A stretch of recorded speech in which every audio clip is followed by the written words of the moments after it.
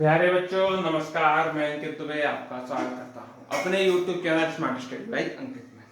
जैसा कि हम लोग घड़ी के चैप्टर को लेकर चल रहे हैं, आज घड़ी की तीसरी क्लास होने वाली है जिसमें हम बात करने वाले हैं 180 डिग्री के कोण के बारे में, जिसका हमने कल आपको कॉन्सेप्ट बताया था कि अगर कब हमको जोड़ना होता है, कब हमको 6 घटाना होता है। उसी क्रम में आज हम एक क्वेश्चन लेके आए हैं कि 3 से 4 बजे के बीच वह समय ज्ञात करें जब घड़ी की दोनों सुइयां 180 के कोण पर या विपरीत दिशा में हो।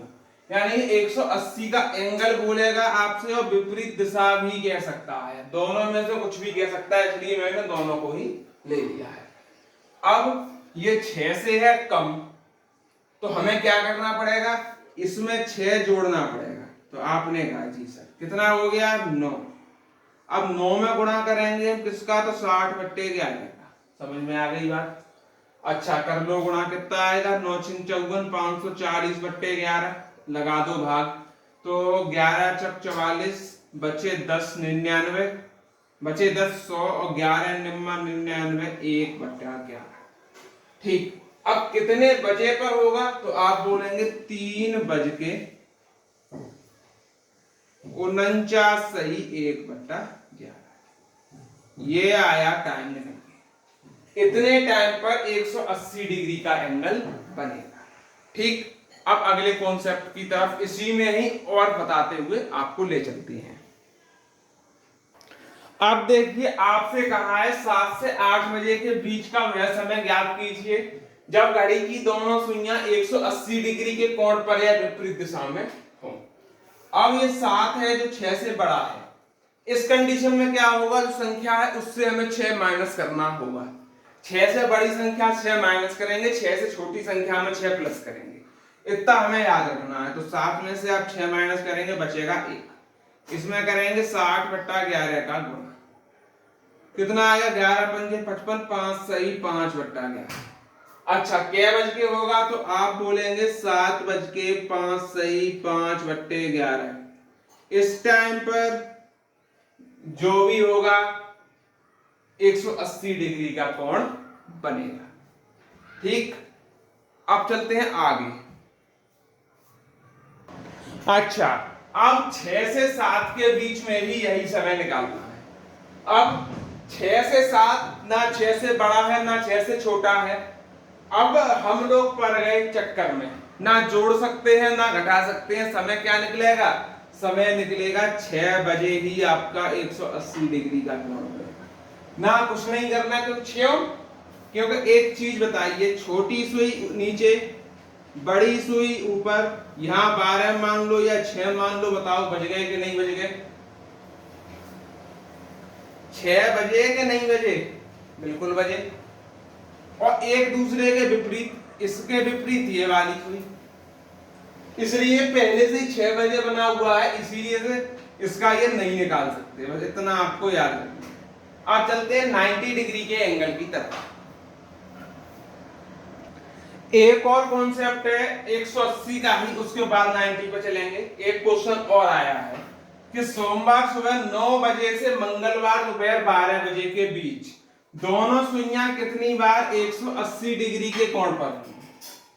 ठीक, ये हमें याद करना है। तो सोमवार सुबह से मंगलवार सुबह 9 तक तो 12 घंटे, तो 24 घंटे हो जाएंगे। ठीक, और 3 और, यानी हमारे पास कुल घंटे कितने हो गए 24 घावर और प्लस 3 आवर। यही तो होगा, क्योंकि सुबह 9 से 9 24 घंटे, 24 घंटे में बनता है 22 बार 180 डिग्री का एंगल।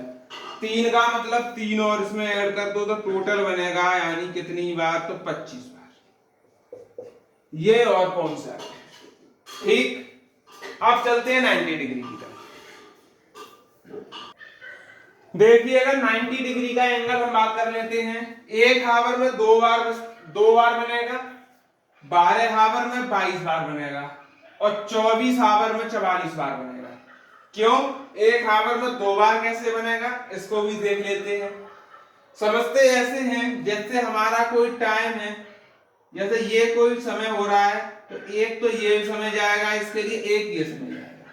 यानी कि जैसे हम बात कर रहे हैं तो यहाँ 12 बज रहे हैं, यहाँ 3 पे करें तो इसे हम 12.25 बोल सकते हैं, और इसको इधर लेके आए तो यहाँ 9 होगा, तो यहाँ पर हम 11.25 भी बोल सकते हैं। इस तरीके से आप 12.25 पौने 1, 12.25 पौने 1 में ले लेता हूं। इसका मतलब ये है कि 1 घंटे में 2 बार बना, और ये 15 मिनट की दूरी पर ही बना। ये भी यानी 15 मिनट बोले या 90 डिग्री एंगल बोले, एक ही बात है। अब निकालते कैसे हैं इसको? 2 काम करना है। पहले तो जो संख्या है इसमें से इसमें 6 घटा दो, वो 3 घटानी है, 3। जो आंसर आए उसमें 60/11 का गुणा करना है, और कितना हो गया? 180/11। 11 एकन 11 बचे 7, 70 11 छिन 66 बचे 4 और पौन 11। यानी पहला एंगल जो बनेगा हमारा वो आप बोल सकते हैं कि 6:16 सही 4/11 में, ठीक। जो कि हमने ये वाला एंगल आपको समझाया है इस तरीके से, ठीक। अब दूसरा निकालेंगे तो दूसरे के लिए 3 इसमें जोड़ना पड़ेगा, तो ये हो जाएगा 9 × 60/11। आगे सॉल्व करेंगे तो 9 × 54 यानी 540/11। अब कितना आएगा? 11 × 44 बचे 10, 100 11 99 1/11। यानी कि हम बात करें तो 6 सही 49 1/11।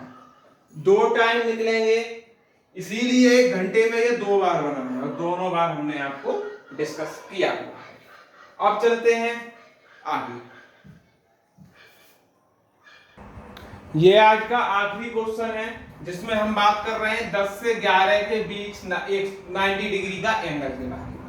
तो पहले क्या करेंगे? 10 में से 3 घटाएंगे, जो कि आएगा 7 × 60/11। 7 छिंग हो गए हमारे 42 यानी 420/11 हो गए। 11 × 33 बचे कितने? 9, और 9 90 हो जाएंगे तो 11 8 88 बचे 2 और 11। और इसको हम क्या लिख सकते हैं? हम लिख सकते हैं 10:38 सही 2/11, ठीक है। अब क्या करेंगे? जोड़ देंगे, यानी 10 + 3 यानी कि 13, और 13 में करेंगे 60/11। 13 × 6 = 78 यानी 780/11। 11 × 7 = 77 बचा 1 10 यानी कि 70 सही 10/11, ठीक। और इसको हम पूरा लिखेंगे तो 10:70 सही 10/11। अब 70 सही 10/11, ये पॉइंट थोड़ा समझना पड़ेगा, ठीक। बताते हैं इसके बारे में। इस तरीके से करते हो आप ये गलती कर सकते हैं। यहाँ पर 13, इसको मैंने इसलिए समझाया है, इसका ये आंसर नहीं होने वाला है।